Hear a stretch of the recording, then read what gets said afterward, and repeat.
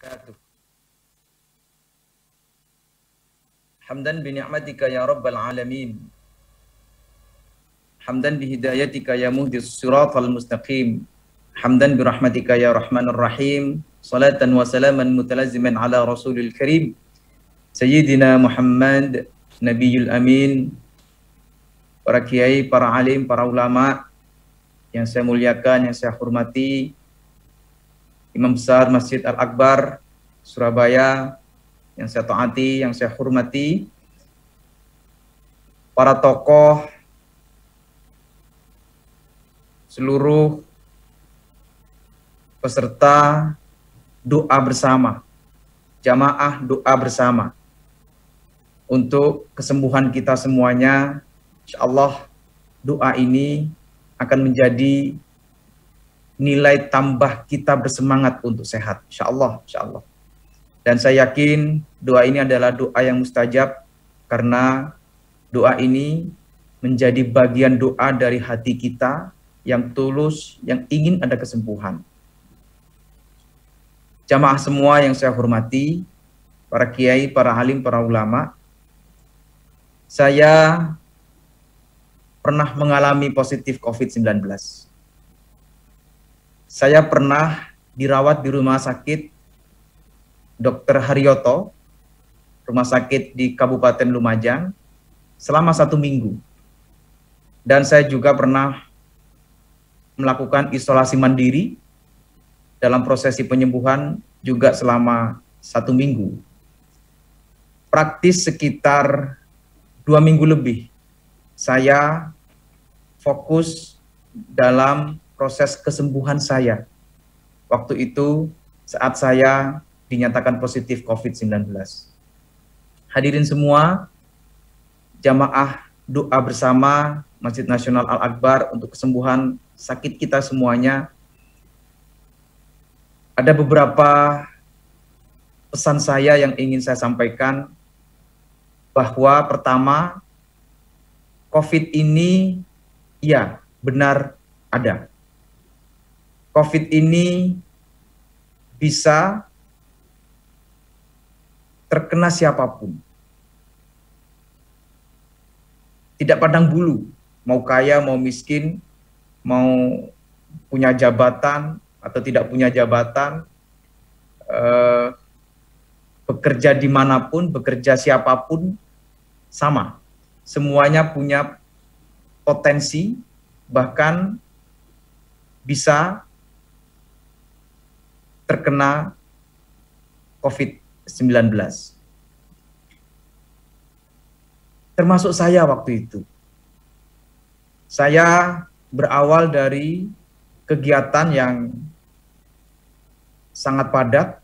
Waktu itu ada erupsi Semeru, sehingga saya berkeliling di 3 kecamatan, tidur di balai desa, sampai saya terlupa bahwa saat itu masih pandemi COVID-19.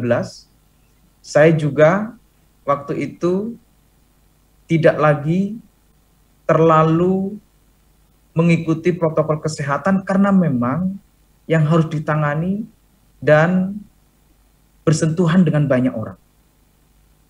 Saya sadar, waktu itu yang saya prioritaskan adalah bagaimana bencana itu segera tuntas, segera selesai.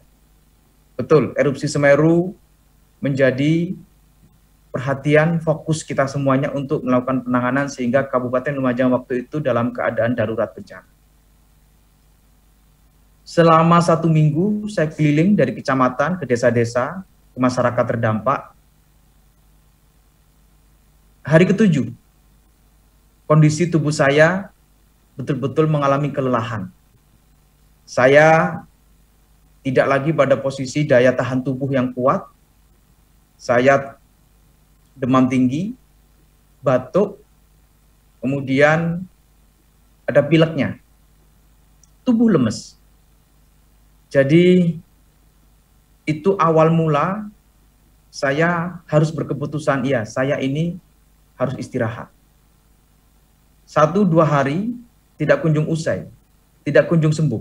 Biasanya saya kalau sakit itu istirahat cukup, minum obat yang pada umumnya masyarakat minum, dalam waktu 1-2 hari bisa sembuh.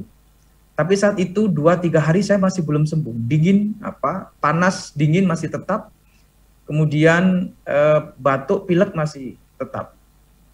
Saya telepon dokter, disampaikan kepada saya, Pak, kenapa baru sekarang lapornya? Saya sampaikan, iya, saya biasanya 1-2 hari sudah sembuh, dokter. Ini dalam kondisi pandemi, Pak, Bapak harus segera melakukan pemeriksaan. Ya, saya harus diperiksa, dokter. Saat itu saya sudah mulai pada posisi 2 pilihan. Kalau diperiksa, kalau saya positif ya berarti saya COVID, kalau negatif saya harus tetap melakukan proses penyembuhan. 2 pilihan itu.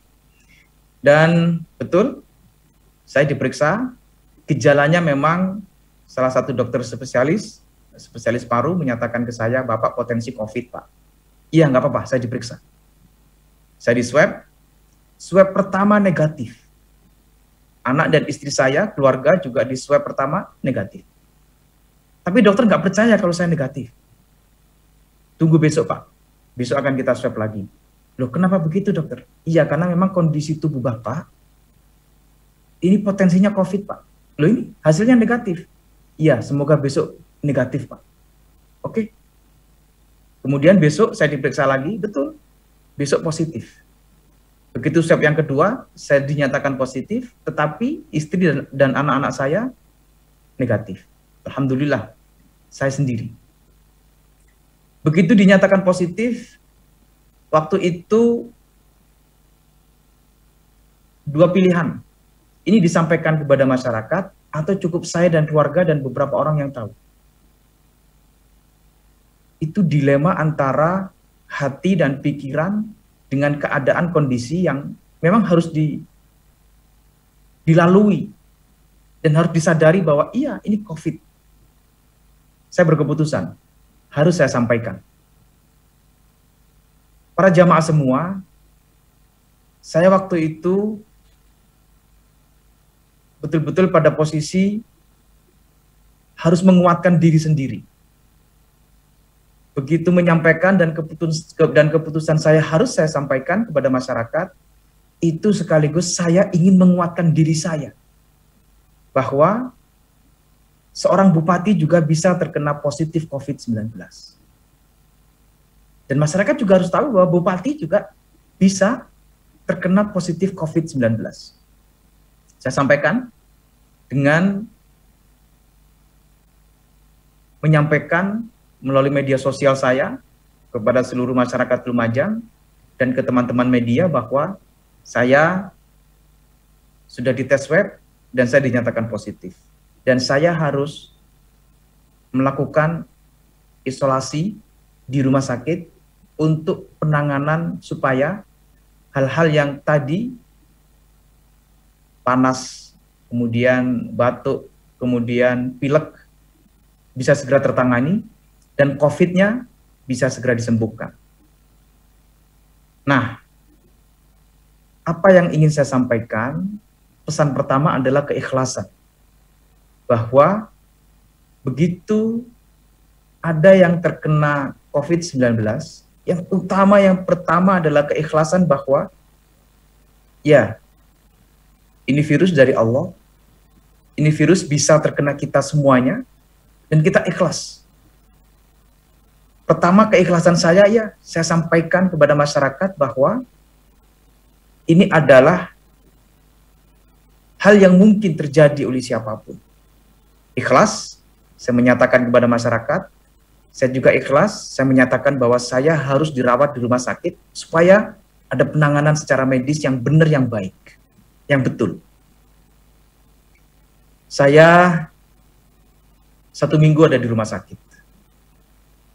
Saya diinjeksi berbagai obat antivirus, obat antibiotik, obat vitamin, obat untuk menyembuhkan penyakit yang menyertai, dan itu dalam rentang waktu 1 hari bisa diinjeksi 7-8 obat.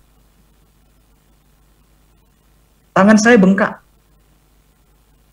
Dan obatnya tentu bukan obat yang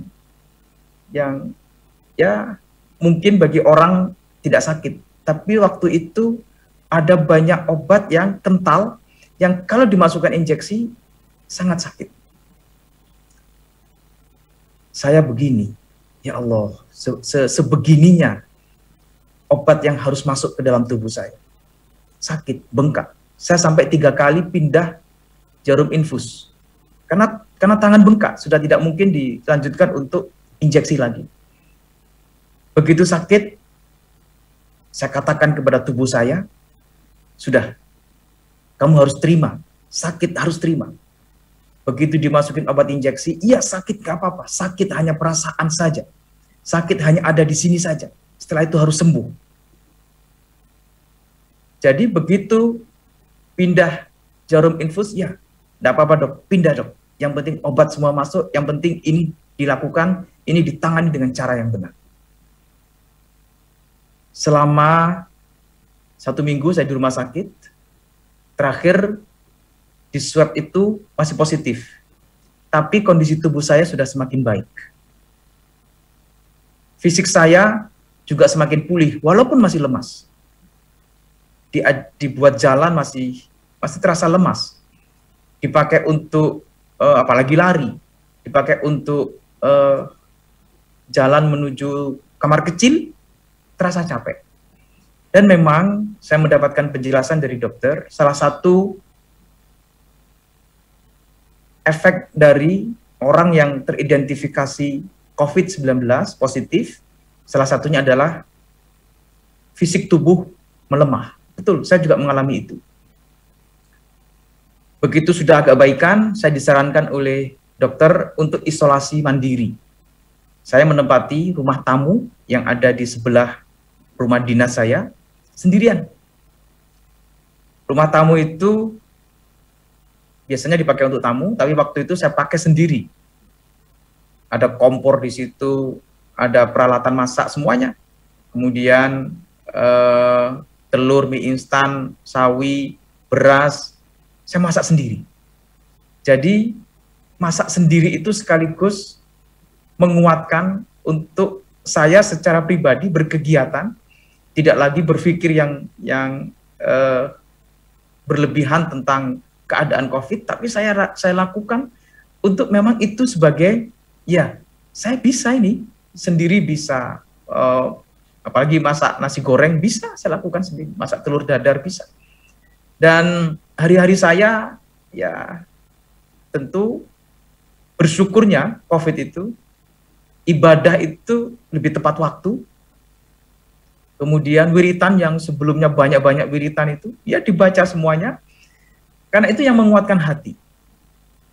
Kemudian lapar, ya makan, waktunya sholat asar, tepat waktu, begitu dengar adzan, langsung setelah itu sholat asar, sholat sunnah. Jadi aktivitas yang mungkin sebelumnya itu tidak sering saya lakukan, begitu COVID, ibadah yang sebelumnya sunnah-sunnah itu, ya saya lakukan. Qobliyah ba'diyah, ya karena memang waktunya yaitu istirahat, kemudian makan, istirahat lagi, dan ibadah waktu itu memang cara yang menurut saya paling bisa menenangkan hati dan pikiran, sekaligus doa itu juga menenangkan hati dan pikiran, itu menjadi satu kesatuan. Subhanallah, saya betul terkonfirmasi positif COVID-19, tapi dalam konfirmasi positif COVID-19 itu saya bisa banyak merefleksikan muhasabah kepada diri saya sendiri. Apa yang ingin saya sampaikan pesan untuk Bapak Ibu semua yang saat ini sedang dalam masa isolasi, dalam masa proses penyembuhan dari COVID-19, bahwa semangat, begitu ada potensi untuk sembuh, begitu ada kekuatan untuk sembuh, itu kekuatan yang sesungguhnya. Dari mana? Dari diri kita. Begitu punya semangat sembuh, begitu punya kekuatan untuk sembuh, lakukan dengan sekuat tenaga, hati, pikiran, sehingga begitu pikiran dan hati ini punya kekuatan semangat untuk sembuh, insya Allah itu akan menjadi jalan untuk sembuh. Betul ada banyak yang menyampaikan belum ada obatnya COVID-19, belum ada. Tapi kita yakin bahwa kesembuhan itu tidak hanya sekedar dari obat. Bahwa kesembuhan itu bisa dari mana saja. Karena Allah telah menjanjikan itu. Likulli da'in dawa. Setiap penyakit ada obatnya. Termasuk obat yang datang dari diri kita, yang datang dari pikiran kita, yang datang dari hati kita. Ayo terus semangat. Tidak ada penyakit yang tidak sembuh. Ada banyak cerita yang disampaikan teman-teman dari banyak orang yang terkena COVID-19 yang mungkin sebelumnya sudah tersengal-sengal, sesak nafasnya. Ada yang hilang rasa. Tapi semua itu bisa sembuh kok. Karena itu COVID-19 ini adalah virus, penyakit yang benar-benar ada, dan kita bisa melawan, bisa mengatasinya dengan cara tadi, keikhlasan, punya semangat yang kuat, punya hati yang teguh untuk punya keinginan, kita bisa sembuh. Mari kita bersama-sama membaca sholawat tibbil qulub, sekaligus ini bisa menguatkan untuk kita semuanya tetap sehat, tetap terjaga kondisi kesehatan fisik tubuh kita, dan insya Allah yang tidak terkonfirmasi positif tetap terhindar dari COVID-19. Dan yang saat ini sedang dalam proses isolasi, baik di rumah sakit maupun isolasi mandiri, ayo semangat sembuh, bisa sembuh. Allahumma salli ala sayyidina Muhammadin tibbil qulubi wa dawaiha wa afiyatil abdani wa shifaiha wa nuril absari wa diyaiha wa ala alihi wa sahbihi wa sallim. Allahumma salli ala sayyidina Muhammadin tibbil qulubi wa dawaiha wa afiyatil abdani wa shifaiha wa nuril absari wa diyaiha wa ala alihi wa sahbihi wa sallim. Wallahul muwaffiq ila aqwamit thoriq. Wassalamualaikum warahmatullahi wabarakatuh.